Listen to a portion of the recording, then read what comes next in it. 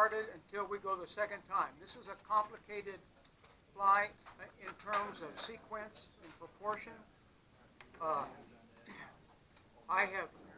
If you have anything you can take some notes with, I would recommend that you take some notes, because the directions that are in the book, I have figured out ways that I think are much better than the steps in the book. I'm going to go over those a little bit.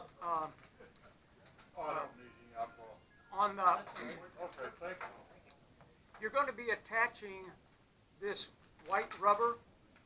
In the book, it says take a single strip, fold it over, make a loop, forget all that. There are two ways that are better. One way is just to take this one piece of rubber, lay it on the top, and tie it in, not worrying about the loop and tying it on both sides. The best way I have found, having worked with this over the weekend, is take your strand and pull it apart and tie in on each side, and at the head by the eye, when you tie it in there, the eye of the hook is going to flare those two pieces of rubber, so that this is what we hopefully will end up, something that looks similar to this. And these I tied, and you can see they don't flare very much up front, because I tied the two pieces of rubber connected on. Then I found out that you get a much better flare up here if you tie each strand on opposite sides. Okay? If you go on YouTube and you look at this fly on YouTube, about everyone on there does a braiding drill with the orange and the black. I figured that was just a little bit too much for the first time. So we are going to tie the orange in separately on the bottom. But the braiding really makes it look kind of cool. This is some chenille that I found at... Okay, this is some chenille I found. I think I got this at Cabela's. And one of these examples, if you can see this example, see the orange and black? It brings out both colors you want, but if you use the chenille, you have orange on both the top and the bottom. The pattern calls for the orange to be on the bottom and the black on top, but I thought you might find that that's kind of interesting. It should look more like this, where the orange is on the bottom. So that's what we're hoping to end up with. One little trick on the hackle. When it comes time to put the hackle in, I have found you get a better 90 degree to the hook if you tie it on by this end, not the small end. I talked to Ray Atkinson this morning and said, hey, have you ever figured out a foolproof way to tie hackle so that all the barbs are at 90 to the hook shank? He says, never have. But I'm going to try a method he suggested this morning. You tie it in this way, and then when you bring this up and start wrapping, Ray says you get a better chance of it being 90 degrees to the hook shank. Like some of these ended up pretty well, but some of mine at home look terrible. So if I would caution you again, this is a fly where if you crowd the eye, you're going to have big problems. You'll have big problems. So you have to remember to save some room for the eye. And when we do the thorax, we do a doubling of the wraps, and it gets bigger and fat. And when you try to get that hackle on, you have to kind of wind uphill. You got to wind downhill, and when you're trying to tie it off, before you know it, you're out of room. So remember that. All right, let's get started. This is a fly that you popular in the West, and they like to kind of bounce it on the bottom. So I'm going to add some 20/100 lead, and I'm going to add quite a few wraps, because you want this fly to be on the bottom. And I'm going to use, I don't want to cut off my little pigtail, so I'm going to wrap that back. And I'm going to have, you can tell I've got quite a few wraps of lead here. Okay? I'll bring that in a little closer now that we're working. We will see what happens. Okay. I'm going to lay a thread base behind and in front of the lead.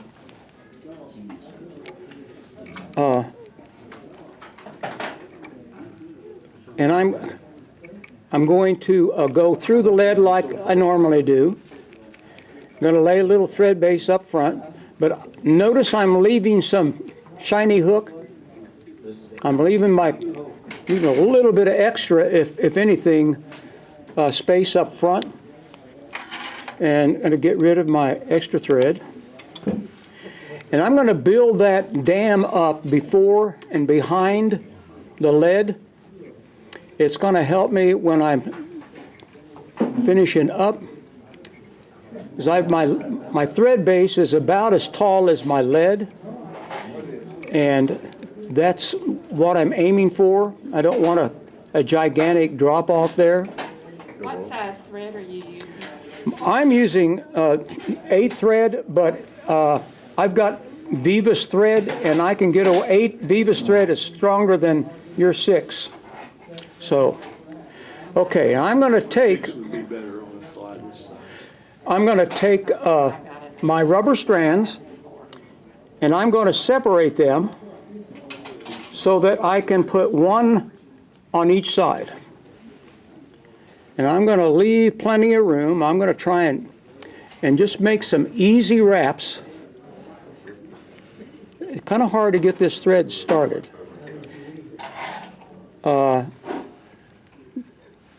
If I can get it on the hook, then I can adjust it. So I'm going to make some easy wraps, and I'm going to tie it on the side,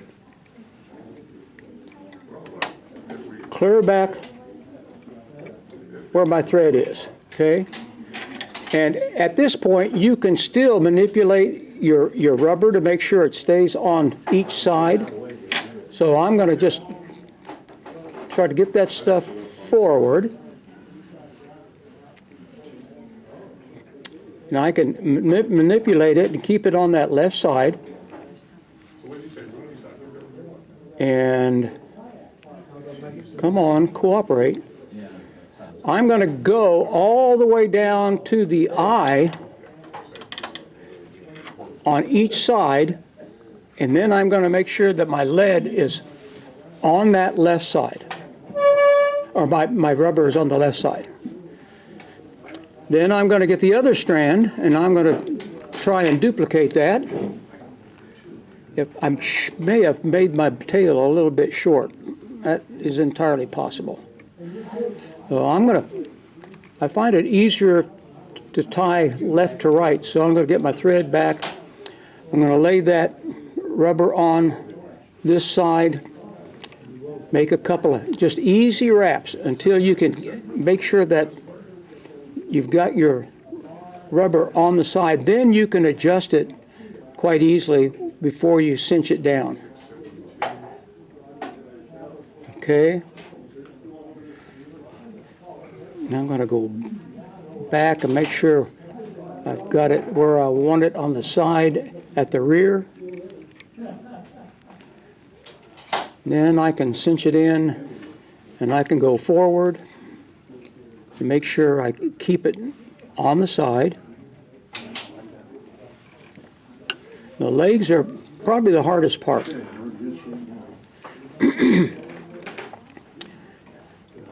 And the reason I'm going all the way to the eye, because if you separate these two strands of rubber and you keep the rubber on the side, notice that when the eye separates them. I don't know if you can see that. See, the eye itself is going to separate them at the front. So that's why I'm recommending this method, okay? I'm going to make sure I keep them on the side. On the second, you start from the front to the back. Doesn't make any difference. Yeah. Okay. Now these are obviously a lot longer than I need them. I'm going to trim those off to about the right length. They're going to be out of my way. And I can tell already that I'm a little bit low, so I'm going to adjust those to where they're for sure on the side. Make sure I've got them cinched in. That one is not wanting to cooperate for some reason. Okay. Okay. Now I'm going to head back toward the rear. These are not doing what I wanted them to do for some reason. They're more spread than I want them. All right. First thing we're going to tie in is some of this orange chenille. If you can strip the tip like we have done before, I'm going to try and get that tied in on the bottom. And if it doesn't want to be on the bottom, before you get it, never mind. Before you get it tightened down, you can kind of pull that down and under so it's more on the bottom. And I want it right about, I'm going to wind it, tie it in right about where I have my rubber tied in. Then I'm going to take a strip of the black. Now, we have, this stuff is really small. We don't have the kind of chenille that I would like. I'm going to try and order some of that stuff next year. I'm going to tie that in the same spot, right back where my legs are. And then I'm going to bring my thread forward about, maybe close to, a little past the middle. You see, I'm still leaving quite a bit of space for my head. So I'm going to leave my thread right there. Then I'm going to take the black chenille. I got to get this orange out of the way. It's driving me nuts. I'm going to take my black chenille and I'm going to start wrapping right back where I tied in. Try to get all my black thread wraps covered by the chenille. And I'm going to wrap it forward, nice tight wraps, up to where I left my bobbin hang. So that's the first kind of tricky step. You don't want to go too far forward. You don't want to go too far back. So I'm about where I want it now. So I'm going to take my bobbin. I'm going to kind of lock that over right there, over and drop it 2 or 3 times. And this is critical. Do not cut your chenille. You're not through using it. Do not cut it at this point. Now, I'm going to bring my thread back where I started. And then I'm going to take my orange and I'm going to slide it forward, kind of hold it forward with my right hand, and I'm going to make kind of easy wraps through that chenille, and I'm going to wrap that forward, back up to where I tied off. This is a whole lot easier than learning how to weave, okay? Now, when I've got it back up there, get all this chenille in the way now, naturally. Get it out of my way, because I want to tie off that, I want to make sure I've got the orange tied off really good. I'm going to tie that off, Then I'm going to cut off the orange, okay, and hope to not cut my thread. All right, now I'm going to make another couple of good wraps there, and now is when I'm going to tie in my hackle. And I've never done this before, so if it doesn't work, blame Ray. I'm going to trim this off. You see how I've got it trimmed off? And I'm going to try and tie that in like Ray said, and I'll see what happens here. I already don't like that big old stub sitting there. But I can trim that out if the rest of it works. Okay. Now, I'm going to try and bend that out of the way. Now, I'm going to move my thread up behind the eye, where I left that extra space. Now, I'm going to take my hackle, or my chenille, and I'm going to wrap over and around that. I'm going to wrap forward. There's my first layer.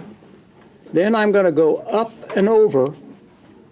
I'm going to make it a little bit thicker. And I'm going to end up right where I've got my bobbin hanging. And I'm going to go over a couple, 2 or 3 times, make sure it's not going to run away from me. And then I'm going to trim that out. Okay? Now, like I said, I have never tied one this way before. Not with a hackle in this position. I'm going to try and trim out that. Oh, that worked well. Okay. Now, I'm going to take my hackle plier, and here goes nothing. I'm going to bring that around, and I'll be darned. I've got pretty much vertical wraps here on my hackle. You know, come to think of it, one of these that I watched on YouTube, I saw the guy tie the hackle in that way, and I thought he was crazy. But I do believe it's gonna work. Okay, I'm gonna try and get that hackle tied off and get it trimmed and out of my way.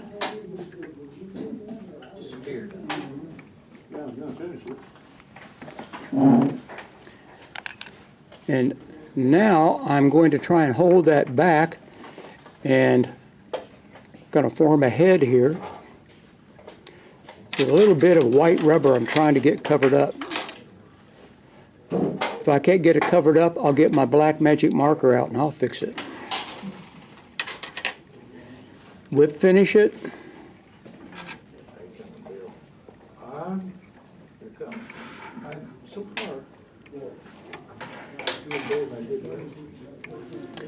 And if you want, you could always put some head cement on it, but I have found that that's usually not an issue. Now, one back leg a little longer than the other. Front are about right. And that is not my best job, but passable as a Bitch Creek stonefly. It's based on a stonefly pattern. But it's kind of a cool looking fly, even if it doesn't work. But I'm hoping it'll work. I've never used this at Rockbridge, and I think I am going to I'm going to give that a whirl this year up at Rockbridge. But if you can see, if I didn't get my sides down where I want them, but that eye forces the front feelers to spread, and I like that. But I don't like the way it's looking now. All right.